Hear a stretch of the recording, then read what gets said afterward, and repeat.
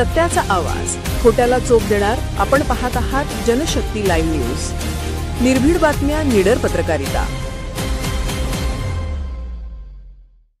मुचंडी कोटलगी रोडवर ट्रॅक्टर पलटीचा भीषण अपघात.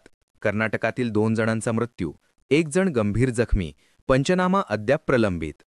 मुचंडी गावापासून अवघ्या 2 ते 3 किलोमीटर अंतरावर कोटलगी रोडवर बुधवारी रात्रीच्या सुमारास ट्रॅक्टर पलटी होऊन झालेल्या भीषण अपघातात कर्नाटकातील 2 तरुणांचा जागीच मृत्यू झाला, तर 1 जण गंभीर जखमी झाला आहे. हे तिघेही मुचंडी येथे आयोजित ट्रॅक्टर स्पर्धेत सहभागी होण्यासाठी येत होते. प्राथमिक माहितीनुसार वळणावर ट्रॅक्टर चालकाचा ताबा सुटल्यामुळे वाहन रस्त्याच्या कडेला जाऊन पलटी झाले.